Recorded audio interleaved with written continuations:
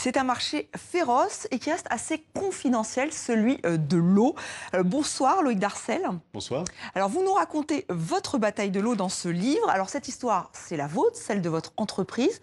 Et donc c'est aux éditions du Cherche Midi, évidemment. Alors avant de devenir entrepreneur, car vous nous le racontez dans ce livre, vous avez travaillé pour de grands groupes et vous êtes parti, notamment en Côte d'Ivoire, à Abidjan, pour la SOR. C'est ça.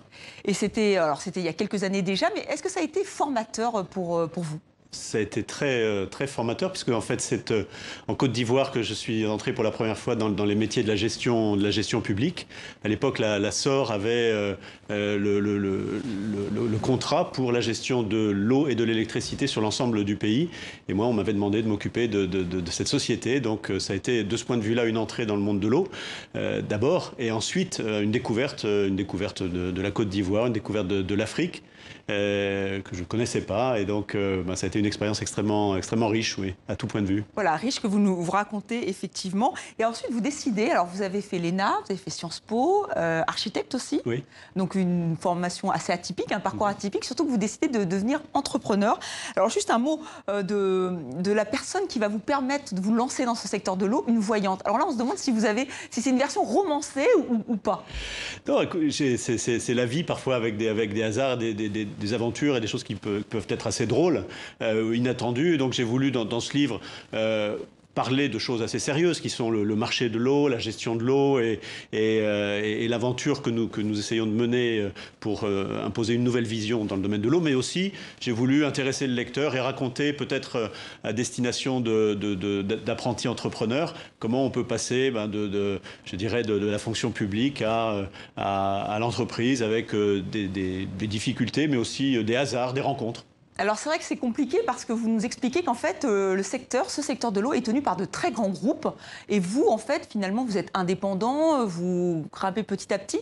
Comment vous avez fait pour vous imposer? Ça s'est fait petit à petit, effectivement. Je dirais au début ça a été un peu compliqué. Pourquoi c'est compliqué? C'est compliqué parce que c'est un vieux métier, un métier qui est confié au secteur privé depuis près de 150 ans. C'est Napoléon III qui a créé les concessions de services publics et avec la Générale des Eaux au départ qui s'est imposée. Donc ces groupes sont très anciens, ils sont très grands, ils sont très puissants et ils sont très compétents également. Donc c'est pas facile dans un métier qui est très technique et dominé par ces grands groupes je dirais de s'imposer. On le fait progressivement. Oui, on sent vraiment que c'est un peu David contre Goliath, ce qui est vraiment assez... Enfin, il y a une plongée dans ce qu'on appelle les appels d'offres. Comment on fait pour... Là, on sent que c'est vraiment très compliqué, presque opaque. Le secteur de l'eau, alors l'eau, c'est par essence même, c'est la vie, c'est la pureté, c'est la transparence, c'est la clarté. Et c'est vrai que ce secteur de l'eau n'a pas toujours brillé par ses vertus. Donc, il n'est pas toujours simple au départ de s'imposer, surtout, je dirais, il y a un peu plus de 20 ans quand j'ai commencé. Mais est-ce qu'on peut parler de mafia ou de mainmise? Ce serait, je pense, exagéré. On peut parler de certaines pratiques qui, notamment à l'époque, au moment où j'ai démarré, avaient été... on ne peut pas dire monnaie courante, mais enfin qui existait dans ce secteur. Donc il a fallu petit à petit contourner tout cela, s'imposer. On est aujourd'hui, c'est une nouvelle génération qui est arrivée au pouvoir, notamment au niveau des collectivités territoriales, de nouveaux élus, pour qui ces valeurs de transparence sont importantes. Les abonnés aussi, qui veulent un rapport qualité-prix, qui veulent savoir ce qu'ils payent, le service qu'ils payent, l'eau qu'ils boivent. Et donc, petit à petit, une nouvelle approche plus moderne peut arriver à s'imposer.